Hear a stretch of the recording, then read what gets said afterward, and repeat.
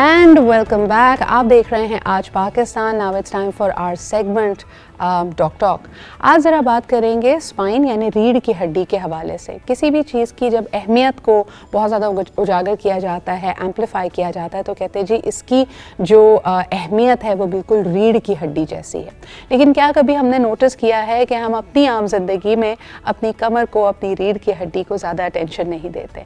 आए दिन लोग आपको कमर के दर्द की शिकायत कर रहे होते हैं। कुछ उसमें से कहते हैं कि जी कमर के इर्द गिर्द जो पट्टे हैं, जो मसल्स हैं, उनमें पेन हो रहा है। किसी को अपर बॉडी पेन है, अपर बैक पेन है, किसी को लोअर बैक पेन है। ट्रॉमा से भी गुजरती है तो भी हमें नहीं पता होता, और मुख्तलिफ चीज़ों की यानी तेल की मालिश वगैरह से हम समझते हैं कि इसका हल तलाश किया जाए। How to take care of your spine, कौन सी चीज़ें बड़ी अहम हैं जिसके हवाले से बात करना बहुत ज़रूरी है। Let's find out more about it. आज हमारे साथ मौजूद हैं डॉक्टर यूनुस लोधी। आप कंसल्टेंट हैं स्पाइन ट्रॉमा के, और यकीनन आप ऑर्थोपेडिक भी हैं। बहुत शुक्रिया डॉक्टर साहब यहाँ पर मौजूद होने के लिए। You are at the South City, so if people want to reach out to you तो साउथ सिटी अस्पताल में आपसे रब्ता भी कर सकते हैं। मुझे ये बताइए कि जब हम बात करते हैं बैक पेन की, कॉमन वजूहात क्या होती हैं? इट्स सिनारियो है बैक पेन का। एक ऐसी नहीं है कि आप बोल दिए कि एक चीज़ हो गई। It's just like person having a fever, तो उसके नीचे जो है एक बैकग्राउंड होता है, why the person is having a back pain. तो अगर हम उसकी कॉजेस में जाएं तो 100 कॉज आ जाएंगी जी। मगर मोस्ट कॉमनली जो हमारे यहाँ पॉपुलेशन में नज़र आती है वो होती है मस्कुलोस्केलेटल बैक पेन, या वेयर एंड टेयर से जो बैक पेन होती है। तो उसको आइडेंटिफाई करना बहुत ज़रूरी है। सही। तो आपको जो कोई भी पेशेंट जब बैक पेन की कंप्लेंट करता है, we have to make sure there is no red flag sign. Red flag sign वो होते हैं जो कि सीरियस साइन होते हैं, जिनके लिए हमें फौरी तौर पर उनको देखना पड़ता है। सही। जब हम उसको एक्सक्लूड कर देते हैं तो उसके बाद फिर ये मस्कुलोस्केलेटल कॉज आती है, जो कि मोस्ट कॉमन कॉज है। सही। इनफैक्ट अगर आप देखें तो यूके में is the most common cause of disability and claim in UK. अच्छा, अगर हम लोगों को देखते हैं बढ़ती उम्र के साथ साथ वो ज़रा झुक कर चलना शुरू कर देते हैं, कमर आपकी झुकने लगती है, क्या ये सबके साथ होता है? और अगर इसको प्रिवेंट करना चाहें कि ये ना हो हमारे साथ, तो हमें क्या करना चाहिए? तो इसके लिए ज़रूरी है कि as your hair get grey, जब आप ओल्ड एज पे आने लगे तो you should start looking after your back. सही। ठीक है। फीमेल में ज़्यादातर ये होता है कि हमारी फीमेल आफ्टर मीनोपॉज उनकी जो हड्डियाँ जो है वो कमज़ोर होने लग जाती हैं। तो उनमें एक चीज़ होती है call osteoporosis. Secondary to osteoporosis उसमें फ्रैक्चर बहुत कॉमन हो जाता है। सही। जिसकी वजह से उनको पता नहीं होता, they had an episode of pain, वो बोलती हैं गोली ली ठीक हो गया, but that stage they might had a fracture, और फिर उस फ्रैक्चर की वजह से उनकी जो स्पाइन जो है ड्रूप करने लग जाती है, जिसको हम कहते हैं काइफोसिस। जिसकी वजह से वो समझती हैं कि this is normal, but this is not normal. Male में और अगर फ्रैक्चर नहीं हुआ है, ऑस्टियोपोरोसिस नहीं है, तो फिर हमारी हैबिट की वजह से ही होता है। What you have been doing during your adulthood, कि आपने अपनी बैक का ख्याल रखा है नहीं रखा। आजकल हमारा ज़्यादातर काम सेडेंट्री है, यानी आमतौर पे लोगों को शायद इस बात की भी अहमियत का अंदाज़ा नहीं होता कि अगर हम लैपटॉप पे काम कर रहे हैं तो आप देखें सम पीपल प्रेफर, और क्योंकि वर्क फ्रॉम होम चल रहा है तो जी या तो डाइनिंग टेबल पे बैठ के, आपकी कुर्सी या तो बहुत ऊंची या नीची है, या बिस्तर में ही बैठ के अपनी गोद में लैपटॉप रख लिया। क्या इसकी वजह से हमारी बैक प्रॉब्लम्स बढ़ने का अंदेशा है डॉक्टर साहब? एग्जैक्टली, बहुत ज़्यादा, बहुत कॉमन हो गई हैं, और working from home has made it worse. क्योंकि किसी को अब आइडिया नहीं रहा है पोस्चर का, किस तरह हमें बैठना है। सही। पहली चीज़ जो हमें ध्यान रखनी चाहिए कि हमारी सिटिंग पोजीशन बहुत अच्छी होनी चाहिए, हमारी वर्किंग एनवायरनमेंट बहुत अच्छी होनी चाहिए।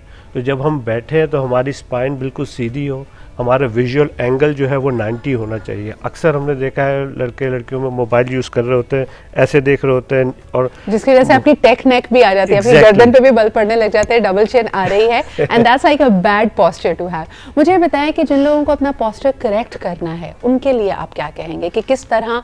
आमतौर पर बैठते हैं हम सब, बैठे बैठे थक जाते हैं और आहिस्ता आहिस्ता झुकने लगते हैं, तो what are the some of the things that we need to keep in mind? Okay, first thing तो ये है कि आप अपना जो एनवायरनमेंट अच्छा करें। जो आपकी चेयर है, it's very important that you use a proper chair. तो आप जब बैठे हैं तो आपकी शोल्डर जो है, शोल्डर ब्लेड जो है, it should touch your the back of your chair, first thing. Second thing, जैसे मैंने आपको बताया कि यू शुड बी टॉकिंग और you should be whatever you are using, आपका 90 डिग्रीज का विजुअल एंगल होना चाहिए, कि आपकी आंखें जो है आपकी बॉडी से 90 डिग्रीज पे हो। उसकी वजह से आपकी नेक और बैक स्ट्रेट रहेगी। ये नॉर्मल चीज़ें हैं। आपका जब आप टेबल पे अगर बैठे हुए हैं तो आपका आर्म जो है इस लेवल पे हो कि आपका वो शोल्डर फ्लेक्स ना करना पड़े या अबडक्ट ना करना पड़े, इस लेवल पर आपके टेबल हो। तो ये बेसिक चीज़ें होती हैं इनके, जिनका हम सोचते भी नहीं है, ख्याल भी नहीं करते। जैसे आपने मेंशन किया, लेटे हुए हैं और कंप्यूटर पे काम कर रहे हैं, बैठे हुए हैं, हाफ फ्लेक्स स्पाइन है और आप काम कर रहे हैं। बैड पोस्चर में कई लोग अपनी गाड़ी में काम कर रहे होते हैं जिसमें वो झटके भी लग रहे हैं, हर चीज़। अच्छा, आपके लिए डॉक्टर साहब बहुत सारे सवाल आ रहे हैं, टेलीफोन लाइंस भी खुली हैं, अगर बैक रिलेटेड कोई बात करना चाहें तो ज़रूर पूछिए। यंग गर्ल्स को, अमूमन तमाम ही ख़वातीन को हील्स पहनने का बहुत शौक होता है। मुझे बताइए कि क्या वक्त के साथ साथ क्या कुछ ख़ास हील की अगर नौयत है, अगर 3 इंच से ज़्यादा की हम हील पहनते हैं, क्या उसका इम्पैक्ट, क्या उसका स्ट्रेस हमारी बैक पर पड़ता है? बिल्कुल, बैक से ज़्यादा आपकी जो एंकल की जो आर्च है उस पर पड़ता है। सही। बनियन इसमें बहुत कॉमन हो जाता है if you not have the proper shoe है। और फिर इसका लोड जो है एज बिकॉज जो फुट जो है it's the weight bearing part of your body, तो वो फुट की जो जितना भी आपका शॉक अब्जॉर्बिंग एक्टिविटी है वो स्पाइन लेता है। सही। तो इसलिए इसका इफेक्ट स्पाइन पे भी आता है। सही। तो हील के लिहाज से सबसे अच्छी चीज़ होती है कि आप हील जो है वो इनसाइड ऑफ योर सोल हो, आउटसाइड ऑफ योर सोल ना हो। तो सोल आपका फ्लैट हो और हील इनसाइड हो। आजकल जो नए शूज़ आ रहे हैं वो इसी टाइप के आ रहे हैं कि उसमें हील बाहर नहीं है, सोल के अंदर ही हील होती है। या आप वेजेस इस्तेमाल कर सकते हैं। वेजेस और ये चीज़ें आपके फुट को ज़्यादा सपोर्ट करेंगी, आपकी लोअर बैक पे स्ट्रेस नहीं लाएंगी। एक और बड़ा ही इंटरेस्टिंग सवाल आया है डॉक्टर साहब, गद्दा, हमारा जो बिस्तर है उसके बारे में लोग कहते हैं कि अगर आपकी कमर दर्द कर रही है तो आपको नरम गद्दे का इस्तेमाल नहीं करना चाहिए, सख्त गद्दे का इस्तेमाल करना चाहिए। एक देसी टोटका ये भी होता है कि अगर कमर में दर्द है तो लोग ज़मीन पे सोना शुरू कर देते हैं। इसका क्या फ़ायदा है और क्या वाकई हार्ड सरफेस हमारी स्पाइन के लिए, हमारी कमर के लिए अच्छा है? अच्छा, इसके लिए इसमें कुछ चीज़ सही है, कुछ चीज़ गलत है। ओके। पहली बात तो एक्यूट फेज जो होता है ना, जब आपके कोई इंजरी हुई है या आपका बैक पेन एक्यूट हुआ है, acute means with in 24 to 48 hours, maximum 3 days, उस दौरान तो ठीक है। आपने अगर हुआ है, इंजरी हुई है, स्वेलिंग हुई है या आपको शियाटिका हुआ है, तो आपका बेड जो है वो सख्त नहीं होना चाहिए, फर्म होना चाहिए। फर्म से मुराद ये है when you lie on your bed, your back shouldn't sunk in. So आपका बैक जो आपका गद्दा जो है वो सपोर्ट करे, अंदर नहीं संक करे। पहली चीज़ तो ये बहुत इंपॉर्टेंट है। फिर अगर लॉन्ग टर्म आप इसको यूज़ करेंगे, that will make your back muscle weak. So हमारे लिए बहुत ज़रूरी है कि 3 दिन से ज़्यादा वो चीज़ आप कर रहे हैं वो ना करें। If it is happening for more than 3 days, you should consult a spine surgeon. लेकिन ये जो हमारे यहाँ बड़े बुजुर्ग अमूमन अपने घर में जो तख्त होता है बैठक के लिए, उसी पे आराम कर लेते हैं, उसी पे ज़्यादातर बैठते हैं। वो बहुत हार्ड सरफेस होता है और उनको लगता है कि उनकी कमर के लिए बहुत अच्छा है। आप इस बारे में क्या रेकमेंड करेंगे? वो अच्छा नहीं है अगर बिल्कुल सख्त है तो जी, फर्म होना चाहिए। सही। इसीलिए ऑर्थोपेडिक मैट्रेस आजकल बहुत कॉमन है। उनका काम ही है, वो अलग अलग शेप में आता है, मगर what they do is they don't sunk in. जब आप उस पर लाई डाउन करते हैं, they take your weight and they keep your back flat. और आई थिंक इसलिए ज़रूरी भी है कि आपको गद्दा पुराना हो जाए और दबने लगे तो आप उसको बदल दें। एक कॉलर हमारे साथ है, जल्दी से उनकी बात भी सुन लेते हैं। हेलो, अस्सलाम वालेकुम। हेलो, अस्सलाम वालेकुम। मैं अली बात कर रहा हूँ कराची से। जी Ali.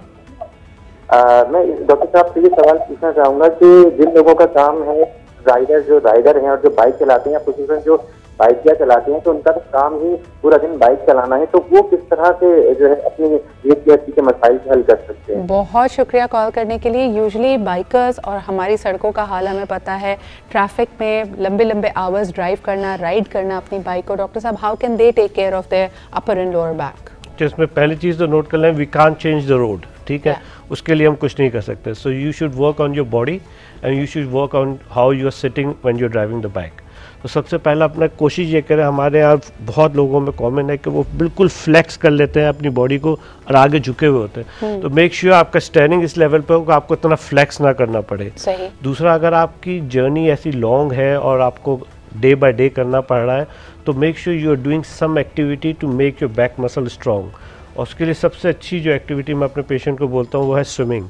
If they can swim and make a habit of swimming at least 40 minutes, you know, that will keep the back strong. They can only swim in their worries right now. ये तो हमारे लिए बड़ा मुश्किल है हर एक के लिए स्विमिंग करना।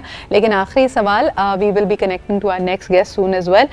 मुझे ये बताइए कि बहुत सारी ख़वातीन जो कि चाइल्ड बेयरिंग एज की होती है, आपने मेनोपॉज का तो जिक्र किया, that's a gradual phase of life. लेकिन जब हम बात करते हैं यंग वुमेन की, once they've had a delivery, once they've had a baby, वो कहती है जी लिंगरिंग बैक एक रहती है जो पहले नहीं थी। एग्जैक्टली वजह उसकी यही है कि व्हाट हैपेंस इज जब आप प्रेगनेंसी में होती हैं you putting too much weight on to your back. हमारे यहाँ ड्यूरिंग प्रेगनेंसी ऐसा कोई सिस्टम नहीं है कि हम उनको बैक की एक्सरसाइज करवाएं। अब बाहर के मुल्कों में जाएं वहाँ पे आपको बैक की एक्सरसाइज सिखाते हैं during pregnancy so that thing doesn't happen.